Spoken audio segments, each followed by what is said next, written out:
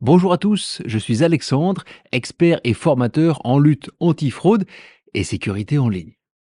Dans cet épisode, je voudrais passer un petit peu de temps à parler de ce qu'il se passe dans le monde de la criminalité en ligne et de l'impact que ça a sur nous. Don't test me. You don't impress me, so don't test me, nah. So don't test me. Nah. Don't test me. Le nombre de victimes de fraude est en augmentation, partout dans le monde. Alors, c'est pas une grande nouvelle. Effectivement, chaque année, les pertes financières augmentent, que ce soit pour le phishing ou pour les escroqueries en ligne. Mais alors, on va se dire, qu'est-ce qui se passe? Allez, je veux dire, les médias sociaux, les banques, les opérateurs téléphoniques, tous investissent de plus en plus dans la lutte antifraude. Et malgré ça, ça ne descend pas. Et j'ai envie de dire, au moins si ça ne descend pas, ça devrait stagner. Je veux dire, le nombre de cas de fraude devrait stagner. Eh bien non. Et ça, c'est pour deux raisons. D'abord parce que les rangs des fraudeurs s'épaississent et se professionnalisent. Et face à ça, la population n'est pas vraiment armée à faire face à cette avalanche de fraude. Allez, pas encore. Car il est possible de ne pas se faire avoir. Et je vais être clair et honnête, ça n'est pas très difficile. Ça demande un petit peu d'effort de la part de tout le monde pour se former et aider les autres, oui, parce que il y a des gens plus vulnérables que nous dans notre entourage, et on va pas se le cacher, nos parents, nos grands-parents ont besoin de notre aide. Là encore, il existe des solutions.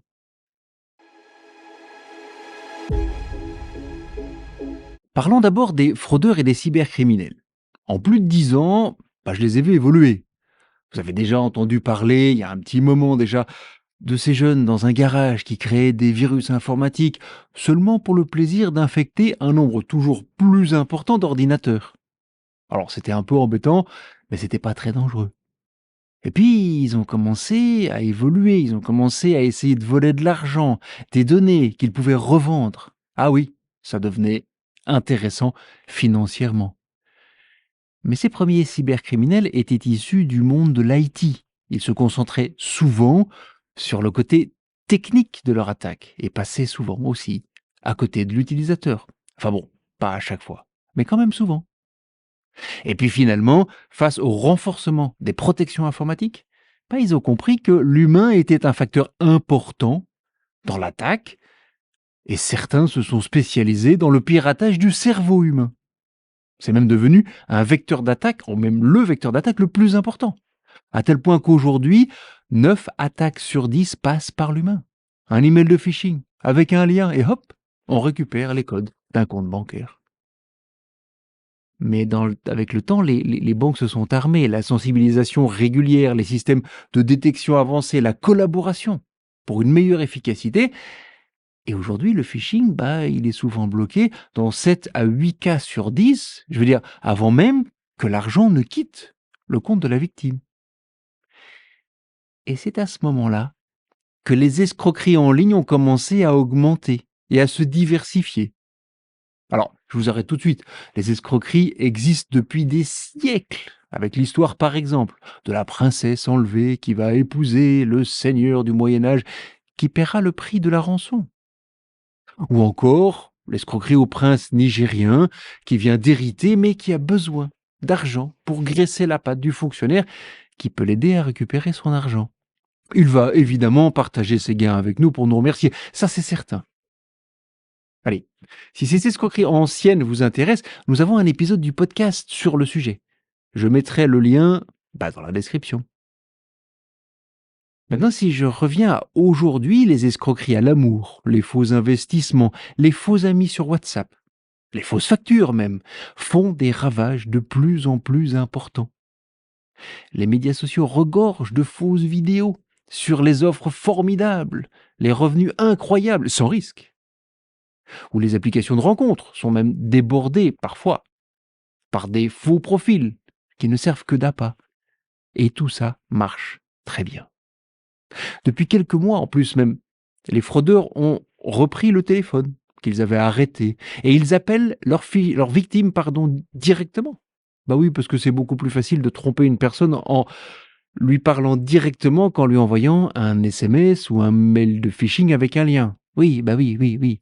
Nous faisons de plus en plus attention avec les mails que l'on reçoit qui ont des liens et donc ils appellent leur victime et la manipulent pour lui faire effectuer un transfert d'argent volontairement, ce qui rend la fraude beaucoup plus difficile aussi pour la banque à détecter. Bah oui, ils s'adaptent de plus en plus et de plus en plus vite. Et là revient la question, celle que je posais dans l'introduction. On se demande comment est-ce que c'est possible? Comment peuvent-ils se disperser autant? Toutes ces fraudes, ces cyberattaques en même temps? C'est facile. Ils sont de plus en plus nombreux et de plus en plus professionnels. Le FBI, en 2021, si je me rappelle bien, avait alerté sur une importante migration des criminels offline, ceux qui volent des voitures, qui vendent de la drogue, vers la criminalité en ligne. Eh bien oui, ils cambriolent moins nos maisons, mais rentrent plus souvent dans nos boîtes e-mail. Et d'un point de vue criminel, c'est plus facile et surtout beaucoup moins risqué. Ils peuvent voler à distance, sans bouger de leur bureau. Ils volent à grande échelle et surtout dans n'importe quel endroit du monde. Peu de chances de se faire attraper. C'est le rêve, non? Allez, même la cerise sur le gâteau, c'est sans taxe. Donc en gros, il y a peu de chances qu'ils arrêtent. Et encore, c'est qu'une partie de l'histoire, parce que l'autre, c'est le fait qu'il y a un marché noir de services aux fraudeurs. Le business est tellement florissant que certains se sont spécialisés en support pour les autres. Il y a ceux qui créent les virus informatiques, ceux qui créent les faux sites web aux couleurs de notre banque, ceux qui écrivent les emails de phishing, ceux qui recrutent les milles financières, ceux qui analysent les nouveaux moyens de voler de l'argent ou des données en ligne et les vendent, ou plutôt vendent leurs techniques sous forme de formation. Bon, attention, une petite parenthèse là, au cas où vous diriez « Oh, mais c'est cool, ça, dis donc, ça a l'air un chouette moyen de se faire de l'argent sans risque. » On parle quand même de criminels, qui traitent avec des criminels. Ça veut dire entrer dans un monde où la confiance est au niveau le plus bas et où la concurrence est rude. Et donc, ils s'attaquent entre eux. Je veux dire, vraiment, sans scrupule. Ils s'envoient des mails de phishing, ils se volent de l'argent. Certains d'entre eux sont même affiliés au monde de la drogue. Vous n'avez pas du tout envie d'entrer dans ce monde-là, croyez-moi. Je ferme la parenthèse. Et puis je reviens à cette question de concurrence, qui est d'ailleurs importante, parce que, comme dans toute économie, quand il y a trop de concurrence dans un domaine, certains cherchent à se diversifier. Ce qui fait que on a affaire à des fraudeurs de plus en plus spécialisés. À côté de ceux qui font du phishing, il y a ceux qui font des escroqueries à l'amour, ceux qui font ou qui offrent des faux investissements, des investissements miraculeux, ceux qui piratent les médias sociaux, ceux qui attaquent nos comptes e-mail. Et parfois même, une spécialité se centralise sur une région du monde. Par exemple, les escroqueries à l'amour sont souvent l'apanage de certains pays africains comme le Nigeria ou le Ghana. Ça, c'est connu. Maintenant, s'il y a une chose à retenir dans tout ça, c'est que si nous ne faisons rien... Non, attendez, je vais rephraser. Une personne qui ne s'intéresse pas à sa sécurité en ligne aujourd'hui doit accepter qu'elle sera victime de fraude. Un jour, c'est juste une question de temps. Je ne sais pas si vous vous en rendez compte, mais les plateformes de médias sociaux ont beaucoup investi, je le disais tout à l'heure, bloquent des quantités phénoménales de fausses pubs, de messages frauduleux, de comptes malveillants. Les banques, ont des équipes spécialisées uniquement dans la lutte antifraude et bloquent de plus en plus de transferts frauduleux avant même qu'ils ne se fassent. La police s'organise elle aussi de mieux en mieux pour rattraper les fraudeurs. La justice trace les mules financières pour rendre la vie des fraudeurs plus compliquée. Je suis certain, effectivement, et il faut être honnête, qu'ils peuvent encore faire mieux, mais soyons clairs, ça ne suffit pas, ça ne suffira pas. Les fraudes augmentent. Et c'est là que la dernière pièce du puzzle sort de la boîte. La victime, vous, moi, nous tous. Parce que c'est la seule protection qui ne soit pas encore massivement activée. Et donc je suis convaincu que nous devons tous entrer dans le combat, empêcher les criminels de faire de l'argent sur notre dos ou celui de nos proches, parce qu'ils ne vont pas se gêner. Alors, je vais vous donner les armes simples, et j'insiste, simples. C'est super simple de se défendre. Ça demande juste un peu de temps et d'attention pour éviter de tomber dans les pièges. Alors, puisqu'on veut rentrer dans le combat, allons-y tout de suite. Le premier niveau de protection s'articule sur 3 points. Et on va se concentrer dans cette vidéo uniquement sur ce premier niveau de protection. C'est largement suffisant pour limiter les risques de fraude et d'attaque sur nos comptes en ligne, voire même de les éliminer. Donc ce premier niveau, c'est 3 points. Le premier point, c'est dire non au phishing. Pour ça, il y a une technique infaillible qui consiste à regarder où nous mène le lien avant de cliquer dessus dans le message. On a déjà traité ce point dans une vidéo sur YouTube. Sinon, d'ailleurs, je vous envoie vers le premier module de formation Surfer sans souci sur le site de CFONweb. Si vous ne l'avez pas fait, faites-le. L'adresse de la formation, c'est www.surfersanssouci en un seul mot tout attaché.cfonweb.be. De toute façon, je mets le lien de la formation dans la description de cet épisode. C'est une formation qui vous prend quelques minutes, une dizaine au maximum, 5 questions à la fin pour tester vos connaissances. C'est un super moyen de vous protéger. Recommandez-la autour de vous. Et avec ça, le phishing, c'est fini. C'est terminé pour vous. La première porte est fermée. Le second point, c'est savoir détecter les escroqueries en ligne. Parce qu'un investissement miraculeux, sans risque, ça n'existe pas. Une personne rencontrée en ligne qui vous demande de l'argent par amour, c'est faux. Non mais franchement, vous iriez demander de l'argent à quelqu'un que vous avez rencontré sur Tinder et que certainement vous n'avez jamais vraiment vu dans la vie. Non. Voire encore une conversation sur WhatsApp ou par SMS qui commence par « Salut, c'est moi, c'est mon nouveau numéro, j'ai perdu mon téléphone » et puis qui s'ensuit par une demande d'argent. Non, on ne transfère jamais d'argent dans ces conditions. On appelle la personne au numéro qui est déjà dans notre liste de contacts. Mais là encore, d'abord on a fait déjà une vidéo, on a plutôt déjà fait, c'est plus français, une vidéo qui explique tout ça et il y a une formation sur CFONweb sur le sujet. Et oui, je mets les liens des deux dans la description. C'est la deuxième porte de fermer. Prenez juste le temps de faire la formation. Et puis il reste le troisième point. Empêcher les fraudeurs et les cybercriminels d'entrer dans nos comptes en ligne.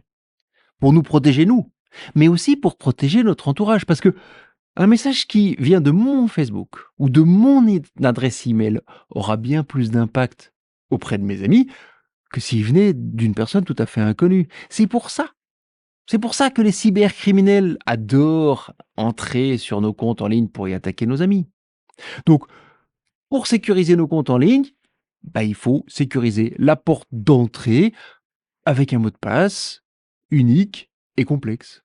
Par exemple, en utilisant un gestionnaire de mots de passe, comme celui que vous avez déjà dans votre téléphone portable, pour créer des mots de passe uniques et longs, pour les retenir et pour nous les proposer lorsque nous en avons besoin. Voilà, ça ferme la porte aux fraudeurs. Et d'ailleurs, ce sera la troisième action pour vous. Prenez votre téléphone portable et de la changer les mots de passe, 1, de votre compte email et 2, de tous vos médias sociaux. Et pendant que vous y êtes, activez le second facteur d'identification. Il est super important. Comment on fait ? Évidemment, on a déjà une vidéo du podcast sur le sujet. Il y a un lien dans la description. Et la formation sur CFONweb, elle arrive. On est en train de bosser dessus en ce moment. Donc si vous écoutez cet épisode à partir de la, je dirais, seconde moitié de 2024, il est disponible sur surfersanssouci.cfonweb.be. Sinon, il arrive bientôt. Un tout petit peu de patience. Donc activez ces 3 points, phishing, escroquerie et sécurisation de vos comptes en ligne. Vous allez rendre la vie des fraudeurs beaucoup plus compliquée. Mais s'il vous plaît, ne vous arrêtez pas là. Non, vraiment, offrez cette protection à votre entourage en la postant sur vos médias sociaux, en le faisant avec les personnes les plus vulnérables de votre entourage, comme vos parents ou grands-parents, vos oncles et vos tantes. Eux aussi, il faut les protéger. Parce que finalement, c'est ensemble que nous sommes plus forts contre les fraudeurs. Cet épisode a failli s'appeler « Le fraudeur, le hacker et vous ». Oui, parce que c'est exactement le sujet de l'épisode. Je l'ai dit, nous pouvons faire la différence en entrant tous ensemble dans la lutte contre les fraudes auprès des médias sociaux, des banques, de la justice, de la police, enfin tous ceux qui se battent déjà pour rendre la vie des fraudeurs plus compliquée.